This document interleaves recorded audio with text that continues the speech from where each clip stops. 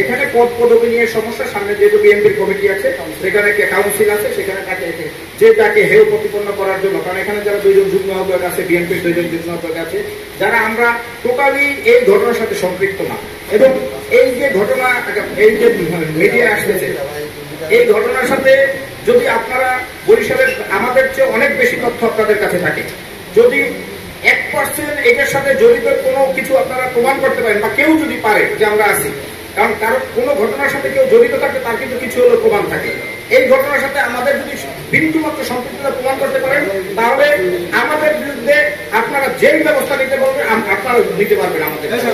এবং আজকে যে প্রতিপক্ষের কথা আপনারা প্রশ্ন করেছেন, এই প্রতিপক্ষ আজকে আগামীতে বিএনপি কাউন্সিল রয়েছে, এই কাউন্সিলকে কেন্দ্র করে এই প্রতিযোগিতা কাকে কাকে ছোট করা যায়, কাকে হেয় করা যায়, এই কারণে আমরা মনে করছি। তার আইডি থেকে এই জিনিসটা শেয়ার হয়েছে, তারপরে তার সাথে আরো কিছু যারা বিএনপি পোস্টেড তারা শেয়ার করেছে, তারা, আমি মনে করি এই ঘটনার সাথে তাদের যদি সম্পৃক্ততা না থাকতো, তাহলে একটা দলের বিরুদ্ধে যখন নিউজ হয়, সেটা যদি নিজের আইডি থেকে সেটা আবার শেয়ার হয়, তখনই তো বুঝতে হয় এটার সাথে তারা জড়িত না থাকলে এটা করার কথা না। বরিশাল নগরীতে জমি দখল করতে গিয়ে প্রতিনিধির মুখে বিএনপির কয়েক নেতা এই সংবাদ আমাদের নাম জড়ানোর প্রতিবাদে সংবাদ সম্মেলন।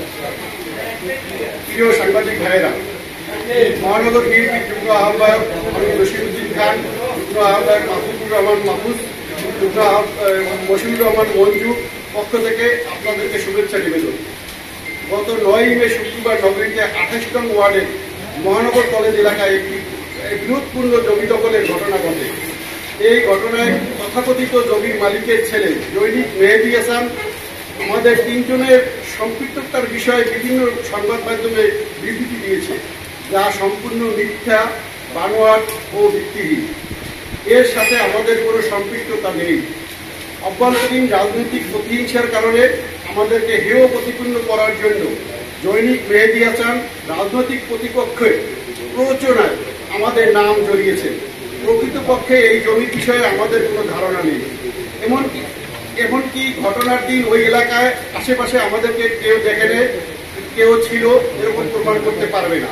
আমরা ওই স্থানে থাকার কোনো প্রমাণ দেখাতে পারলে আমরা যে কোনো শাস্তি মাথা পেতে নেব। আমরা 3 জনই ষড়যন্ত্রের শিকার। আমাদের কখনই মাহবুবুল হক খান মামুনের কিংবা ওই জমির সাথে কোনো ধরনের সম্পৃক্ততা ছিল না। ওই দিন রাতে বালু ভরাট কিংবা জমি দখলের বিষয়ে আমরা কিছু জানি না। তবে সামাজিক যোগাযোগ মাধ্যমে ও কিছু অনলাইনে আমরা দেখতে পাই আমাদের নিয়ে বিভ্রান্তিকর কিছু সংবাদ প্রকাশিত হয়েছে। প্রিয় সাংবাদিক ভাইয়েরা, আপনারা জাতির বিবেক, আপনাদের লিখনির মাধ্যমে দোষীরা শাস্তি পাবে এবং নির্দোষ ব্যক্তিরা কারণ ষড়যন্ত্র থেকে মুক্তি পাবে। তাই আপনাদের কাছে দাবি জানিয়ে প্রকৃত ঘটনার তদন্ত সাপেক্ষে উদ্ঘাটন করে যারা এর সাথে সম্পৃক্ত তাদের মুখোশ উন্মোচন করা হোক। এই সাথে যারা আমাদের বিরুদ্ধে বারবার রাজনৈতিক ষড়যন্ত্র করছে তাদের মুখোশ আপনাদের লিখনির মাধ্যমে উন্মোচন করার দাবি জানাচ্ছি। বরিশাল নগরীতে জমি দখল করতে গিয়ে প্রতিনিধিদের মুখে বিএনপির কয়েক নেতা এই সংবাদ আমাদের নামে জড়ানোর প্রতিবাদে আজকের এই সংবাদ সম্মেলন। ধন্যবাদ সকলকে। আজকে রাত্রি আমরা এই আইনি ব্যবস্থা নেব ইনশাআল্লাহ। মহানগর বিএনপিতে তো আরো অনেক নেতা আছে, তাদের থেকে আপনাদের 3 জনের উপরেই কেন সেটা হচ্ছে প্রতিযোগিতা, যার সাথে তার প্রতিযোগিতা সেটার ভিতরে বেশি ইয়ে হয়।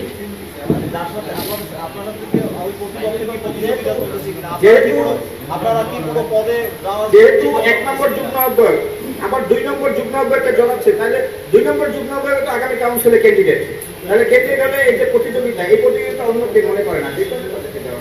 আমি বন্ধু একটা প্রশ্ন করবো, এর আগেও একটা ঘটনা ঘটছে, সেখান থেকে আপনাকেও মানে দলীয়ভাবে আপনার কিন্তু ব্যবস্থা নেওয়া হয়েছে।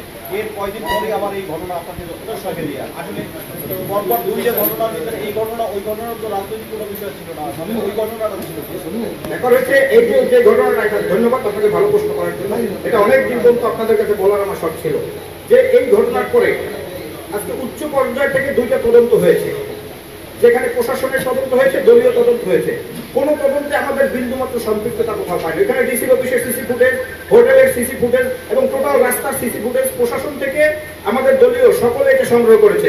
কোথাও আমাদের এখানে সম্পৃক্ততা পায়নি এবং ওটার সাথে আমরা কোনোভাবে জড়িত ছিলাম না।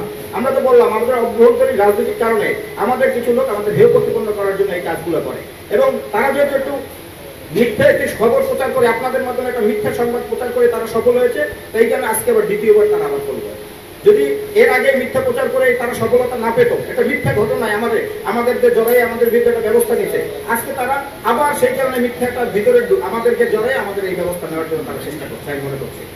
এবং এই ঘটনার সাথে যারা জড়িত ওইখানেও যারা কাজ করেছে এখানে একই লোক কাজ করেছে, এই একটা বিষয়।